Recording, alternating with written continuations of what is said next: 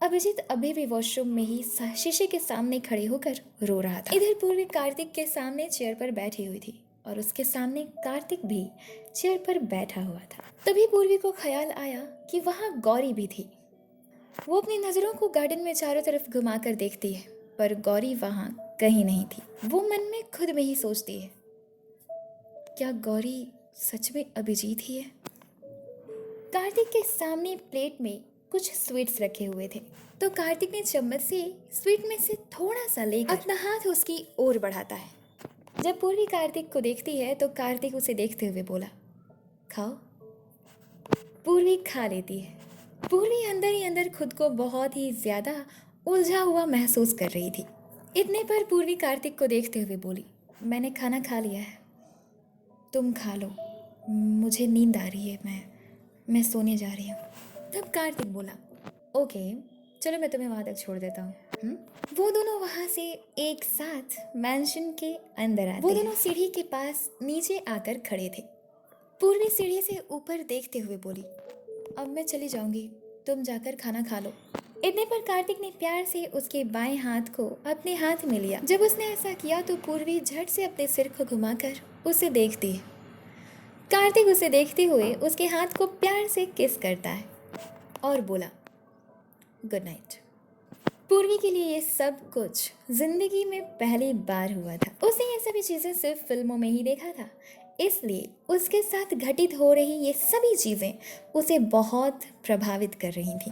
वो चुपचाप कार्तिक को देखने लगी और कार्तिक मुस्कुराते हुए उसे देख रहा था। उसने अभी भी पूर्वी का हाथ अपने हाथ में ही लिया हुआ था। थोड़ी देर में पूर्वी अपने बाएं हाथ को उसके हाथ से धीरे से पीछे खींच लेती है और इधर उधर देखते हुए बोली, गुड नाइट।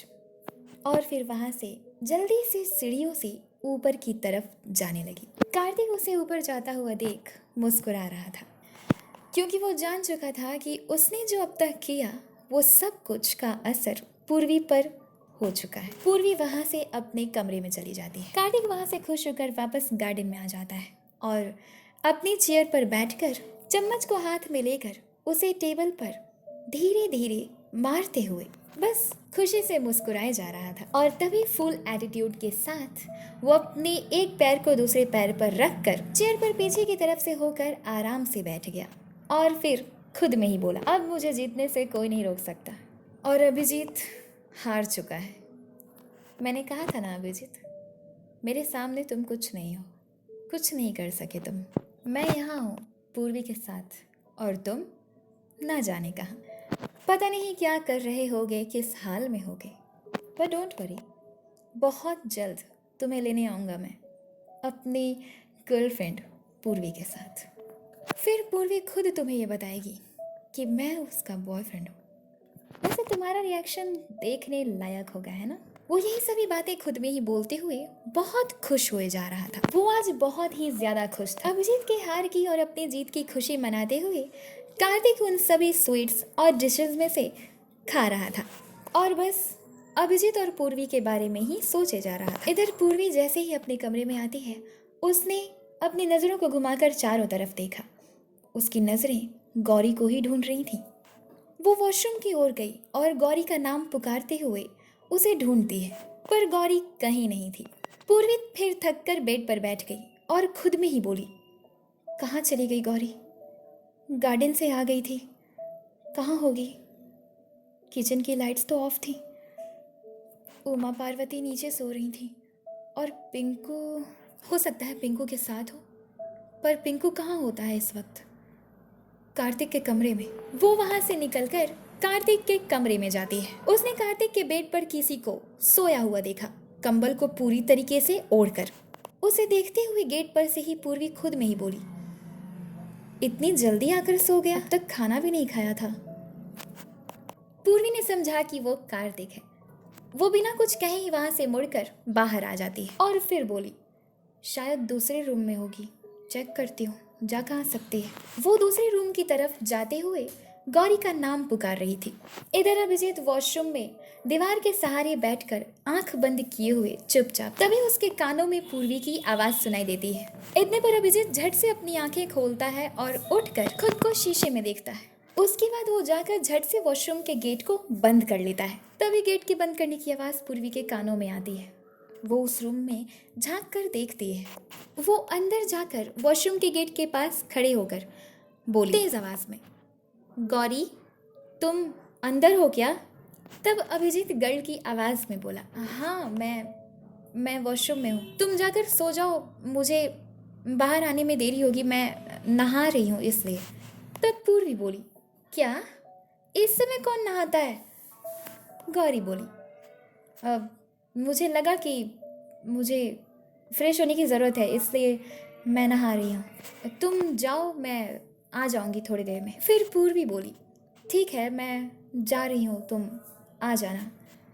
इतना ही कहकर पूर्वी वहाँ से चली जाती है। उसके जाने के 5 मिनट बाद अभिजीत वॉशरूम से बाहर निकलता है। वो जल्दी जल्दी फिर से तैयार हो जाता है। फिर से वो गौरी के वेश में आ जाता है और उस रूम से निकलकर पूर्वी के रूम की तरफ जाने लगा। वो जाते हुए मन में ये सोच रहा था कि अब तक तो पूर्वी सो चुकी होगी। थोड़ी ही देर में अभिजीत उसके रूम में एंटर करता है। उसने बेड की तरफ जैसे ही देखा तो पूर्वी चुपचाप बेड पर बैठे हुए उसका इंतजार कर रही थी। अभिजीत आकर सोफे पर बैठते हुए उसे देखते हुए बोला, तुम अब तक सोई क्यों नहीं? पूर्वी बोली, तुम्हें क्या लगता है ऐसी सिचुएशन में किसी को नींद आएगी? गौरी बिना कुछ रिएक्ट करते हुए बोली, क्या मतलब, कैसे सिचुएशन में? इतने पर पूर्वी बोली, फंस चुकी हूँ मैं, मुझे कुछ समझ नहीं आ रहा, कंफ्यूज हूँ पूरी तरीके से, प्लीज मेरी कंफ्यूजन को दूर करो। गौरी बोली, बताओ तो कैसी कंफ्यूजन है तुम्हें? पूर्वी बेड से नीचे उतरकर खड़ी हो गई और बोली, थोड़ी सी कंफ्यूज इस बात से हूँ कि क्या करूँ, पता है कुछ समझ नहीं आ रहा क्या हो रहा है मेरे साथ। मेरे माइंड में थॉट्स क्लियर नहीं है, मुझे जो सोचना चाहिए वो मैं नहीं सोच पा रही, क्या करूँ, कुछ समझ नहीं आ रहा, कैसे निकला जाए इस सिचुएशन से। और उसके पास जाती है। पूर्वी गौरी को ही देख रही थी। गौरी बोली, मैं अगर तुम्हारी जगह होती तो मैं दिमाग की नहीं सुनती, मैं अपने दिल की सुनती। पूर्वी बोली, तुम बताओ मुझे क्या करना चाहिए, मुझे किसे एक्सेप्ट करना चाहिए? अभिजीत को, जिसके बारे में मैं ये नहीं जानती कि वो मेरे बारे में क्या फील करता है, या कार्तिक जो जब से मिला है तब से अपनी ज़िंदगी का सारा काम छोड़ के मेरे पीछे पड़ा हुआ है।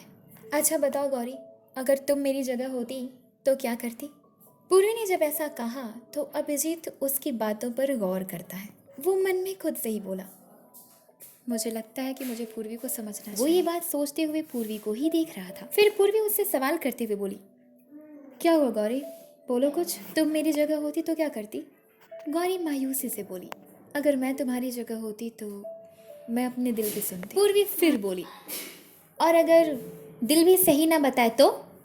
अभिजीत धीरे से हंसा और फिर उसे देखते हुए बोला, वैसे तो ऐसा हो नहीं सकता कि दिल हमें कुछ सही ना बताए, लेकिन फिर भी अगर तुम्हारे सवाल का जवाब इस समय नहीं मिल पा रहा है तो मेरे हिसाब से तुम्हें सही समय का इंतज़ार करना चाहिए। सही समय आने पर तुम्हारे सारे सवाल के जवाब तुम्हें मिल सकते हैं। पूर्वी उसकी बात पर थोड़ी देर सोचती है और फिर उसे देखते हुए बोली, पता है मुझे लगता है कि मुझे ना एक बार कार्तिक को मौका दे के देखना चाहिए, देखते हैं क्या होता है। तुम बताओ, तुम क्या सोचती हो? अभिजीत मन में मायूसी को लिए हुए उसे देखते हुए फेक से स्माइल करते हुए बोला, तुम्हारी जो मर्जी वो तुम करो, जिंदगी का फैसला भी तो तुम्हारा ही होना चाहिए, लेकिन जो करना होगा कल करना, अभी जाकर सो जाओ, बहुत रात हो चुकी है, मुझे भी नींद आ रही है, मैं भी सोना चाहती हूँ, तुम बेड पर जाओ, मैं 5 मिनट में रूम में आती हूँ वापस। इतना ही कहकर गौरी वहाँ से उठकर दरवाजे की तरफ जाने लगती है। पूर्वी चुपचाप खड़े होकर उसे देख रही थी। गौरी जैसे ही अपने कदम को दरवाजे से बाहर रखने ही वाली होती है तभी पूर्वी बोली, अभिजीत का नाम सुना। गौरी ने जैसे ही अभिजीत का नाम सुना वो रुक गई। पूर्वी अभी भी उसे ही देख रही थी। वो पूर्वी की तरफ मुड़ा और थोड़े से हैरान भरी निगाहों से उसे देख रहा था। तब पूर्वी भावुक मन से उसे देखकर मुस्कुराते हुए बोलती है, तुम्हें क्या लगता है सिर्फ एक दोस्त अपने दोस्त के कदमों की आहट को पहचानता होगा? क्या कोई दोस्त अनकॉन्शियसली अपने दोस्त के ख्याल में खोकर उसकी 12 स्केचेस बना सकता है, वो भी बिना उसकी तस्वीर को देखे? उसे पहली बार बस एक नज़र देखकर। क्या ऐसा हो सकता है कि अपने दोस्त से बस मिलने की बात पर ही किसी का दिल बहुत ज़ोर ज़ोर से धड़कने लगा हो? तभी गौरी दूसरी तरफ अपनी नज़र को फेरते हुए बोली, मुझे नहीं पता कि तुम क्या कह रही हो। फिर पूर्वी बोली, मैं अच्छे से समझ रही हूँ कि तुम समझ रहे हो कि मैं क्या कहने की कोशिश फिर कर रही गौरी हूँ। उसे देखते हुए बोली, तुम मुझसे ऐसे क्यों बात कर रही हो? मैं लड़की हूँ। उसकी बात पर पूर्वी हंस कर बोली, मेरे सामने अब ये लड़की बनने का नाटक करने की कोई ज़रूरत नहीं है। मैं तुम्हें पहचान चुकी हूँ। तुम अभिजीत हो। राघव, सुमित और गौतमी के साथ मुझे यहाँ से लेने आए। तुम सारी दुनिया से झूठ बोल सकते हो, पर मुझसे मत बोलो अभिजीत, क्योंकि मैं तुम्हारे कदमों की आहट को पहचानती हूँ। और मैं तो उसी वक्त जान गई थी जब पहली बार मेरे कमरे में दो लड़कियां आईं और फिर एक लड़का जिसकी शक्ल गौतमी से हूबहू मिलती है। गौरी बहुत ही हैरानी के साथ पूर्वी को देखती है। पूर्वी फिर बोली, 2 साल से रही हूँ मैं अपनी दोस्त के साथ, उसके कदमों की आहट को, उसकी हरकतों को और उसे अच्छे से पहचानती हूँ। कार्तिक को बेवकूफ़ बनाया जा सकता है क्योंकि वो अच्छे से नहीं जानता है उसे, पर मैं गौतमी को बहुत अच्छे से जानती हूँ। उसे हर फॉर्म में बहुत अच्छे से इमेजिन कर सकती हूँ और उसकी हूबहू स्केचेस भी बना सकती हूँ कि वो कौन से फॉर्म में कैसी दिखेगी। गौरी यानी अभिजीत बोला, तो इसका मतलब वो सब जो सामान फेंकने का। इतने पर पूर्वी उसकी बातों को बीच में ही काटते हुए बोली, वो तो तुम लोगों की प्लानिंग सक्सेसफुल हो जाए इससे मैं नाटक कर रही थी, और अब तुम्हें भी झूठ बोल के कुछ फ़ायदा नहीं होगा, क्योंकि जब तुम वॉशरूम में थे तो मैंने तुम्हारे ये नकली बाल ज़मीन पर पड़े हुए देख लिए थे। पूर्वी ने जब ऐसा कहा तो अभिजीत हंसते हुए बोला, कितना बड़ा बेवकूफ़ हूँ मैं, अपने नकली बाल को बाहर ही छोड़ दिया था। अगर तुम्हारी जगह पर कार्तिक होता तो क्या होता। तभी पूर्वी बोली, अब अपने असली वॉइस में बोलो, और जाकर गेट को अंदर से बंद कर देती है। और फिर अभिजीत की तरफ मुड़कर बोली, अब तुम बहुत ही आसानी से अपनी वॉइस में बात कर सकते हो मुझसे। अभिजीत बड़ी सी स्माइल करते हुए खुशी से उसे देख रहा था और बोला, तो तुमने पहचान लिया मुझे? अच्छा, जब तुमने मुझे पहचान लिया था तो फिर मुझे रिजेक्ट क्यों नहीं किया था? इस सवाल पर पूर्वी हिचकिचाने लगी। फिर अभिजीत बोला, लड़की के फॉर्म में तो राघव सुमित भी थे, तो तुमने उन्हें क्यों नहीं चुना? फिर पूर्वी बहाना बनाते हुए बोली, हाँ, वो लोग जब आए थे ना तो मेरे आसपास बहुत सारे सामान थे, मगर जब तुम आए तो आसपास के सारे सामान तो मैंने उन पे चला दिए, तो ख़त्म हो गए। मेरे पास बस एक किताब थी जो मैं तुम पे जैसे ही चलाने की कोशिश करती हूँ तुमने मेरा हाथ पकड़ लिया था, और फिर मैंने तुम्हें पहचान लिया कि तुम अभिजीत हो। तो मैंने सोचा कि तुम लोग यहाँ आए हो तो क्यों ना तुम लोगों के साथ ही चला जाया जाए, इसलिए मैंने तुम्हें ही एक्सेप्ट कर लिया। तभी अभिजीत बोला, ठीक है, ये सब कुछ जानते हुए भी तुमने मुझे अपने साथ बेड पर सोने को क्यों कहा? फिर पूर्वी बोली, उसमें कोई शक नहीं है, मैंने तुम्हें सामने लाने के लिए कहा, पर तुम बहुत जिद्दी निकले। तुम तो सामने आए ही नहीं, उल्टा वो कार्तिक आ गया बीच में। अभिजीत फिर बोला, तो तुम मेरे गले क्यों लगी थी? पूर्वी फिर से बहाना बनाते हुए बोली, देखो मैंने जो कुछ भी किया ना वो सब कुछ तुम्हें सामने लाने के लिए किया। अगर वो कार्तिक का बच्चा बीच में नहीं आता ना तो पक्का तुम सामने आ जाते। फिर अभिजीत बोला, अब तक तुम्हारी कन्फ्यूज़न दूर नहीं हुई है ना? पूर्वी बोली, कौन सी कन्फ्यूज़न? अभिजीत कहता है, वही कन्फ्यूज़न कि तुम कार्तिक सिन्हा को एक्सेप्ट करोगी या अभिजीत को। फिर पूर्वी वहाँ से चलकर बेड के पास जाते हुए बोली, ऐसा कुछ नहीं है, वो तो मैंने इसलिए कहा था क्योंकि मैं तुम्हें सामने लाना चाहती थी। वो तो मैंने इसलिए कहा था क्योंकि मैं तुम्हें सामने लाना चाहती थी। अभिजीत उसकी ओर देखते हुए बोला, अच्छा, तो तुम मुझे सामने लाने के लिए इतना कुछ कर रही थी? पूर्वी बेड पर बैठते हुए बोली, हाँ। अभिजीत बोला, तुम सीधे सीधे भी तो बोल सकती थी ना, तो तुमने इतना सब कुछ जो बोला वो हकीकत नहीं था? पर पूर्वी बोली, हाँ, नहीं था।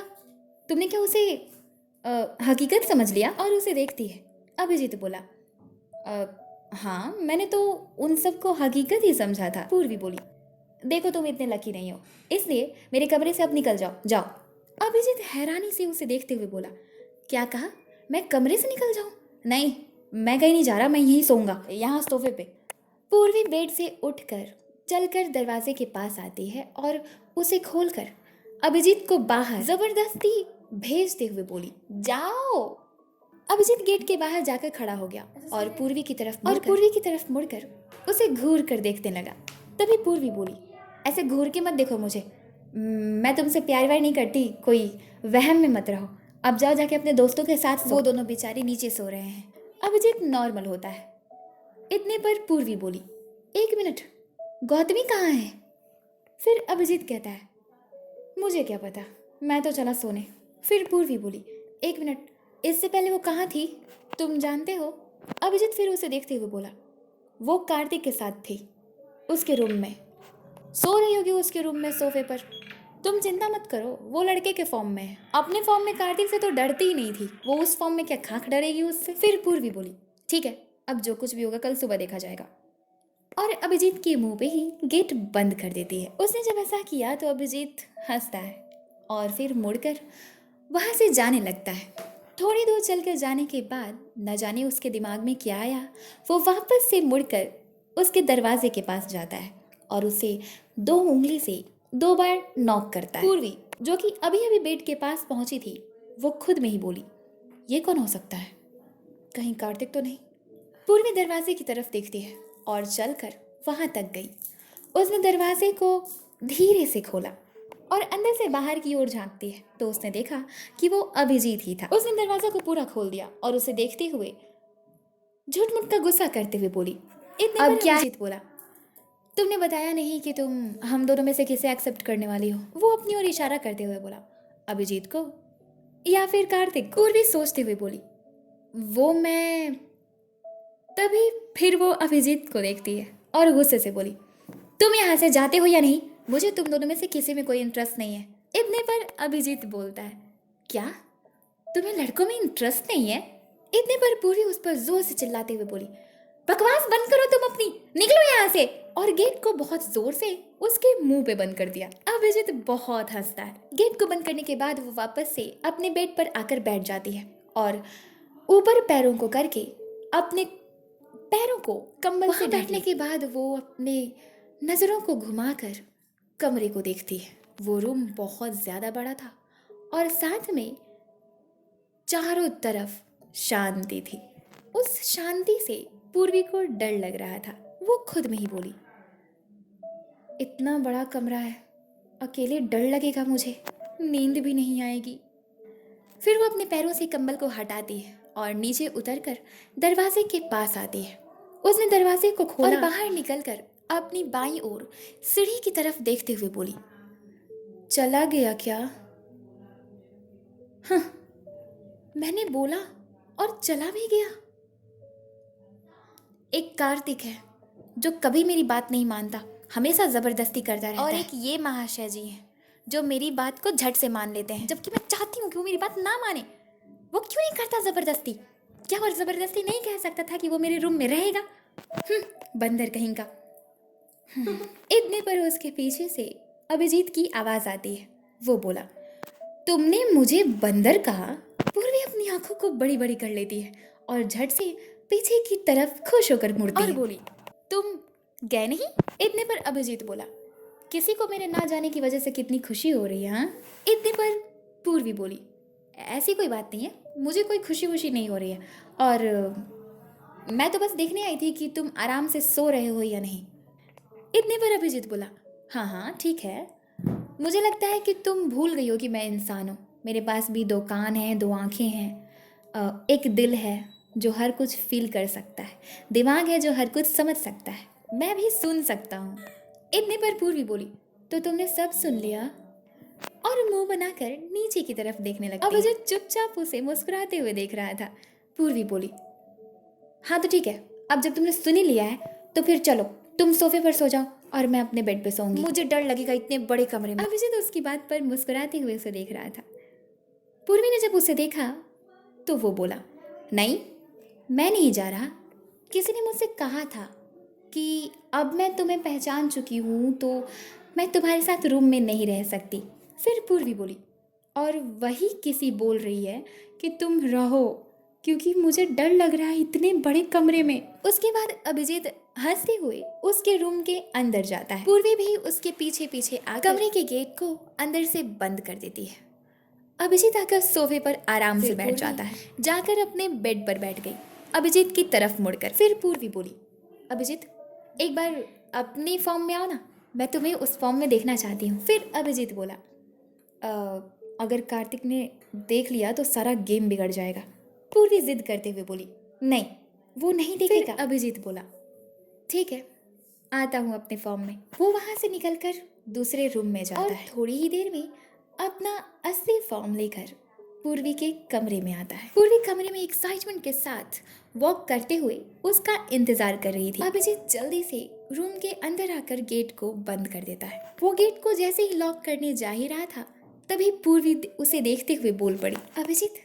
अभिजीत गेट को लॉक करना छोड़कर पीछे मुड़कर पूर्वी को देखता है। अभिजीत जैसे ही पीछे मुड़ा, पूर्वी दौड़ कर आकर उसके गले लग जाती है। अभिजीत के लिए ये एक बार फिर से अनएक्सपेक्टेड था, इसलिए उसने पूर्वी को पकड़ा नहीं था और अपने दोनों हाथों को उससे दूर किए हुए मुस्कुराते हुए उसे देख रहा था। पूर्वी बहुत ही सुकून से उसके गले लगी हुई थी। उसने अपनी आंखों को बंद किया हुआ था और मुस्कुरा रही थी और फिर बोली, पता है तुम्हें इतने दिनों बाद देखकर ना मुझे बहुत खुशी हो रही है। उसने ऐसा जैसे ही कहा, अभिजीत धीमी आवाज में बोला, पता था मुझे कि तुम कुछ तो करोगी। और फिर प्यार से उसके सिर को सहलाने ही जा रहा था, उतने पर पूर्वी झट से उससे दूर हट जाती है और झूठ-मूठ के गुस्से से उसे देखते हुए बोली, मतलब क्या है तुम्हारा?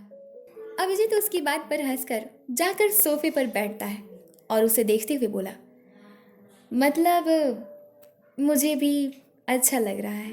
पूर्वी उसे देखकर मुस्कुराती है और बोली, ओके गुड नाइट, मैं जा रही हूँ सोने, तुम भी सो जाओ। पूर्वी इतना ही कहकर वहाँ से जाने लगती है। तभी अभिजीत बैठे बैठे ही उसका हाथ पकड़ लेता है। पूर्वी जब पीछे मुड़कर उसे देखती है तो अभिजीत बोला, मुझे अभी तुमसे कुछ बात करनी है, आओ एक बार यहाँ बैठो।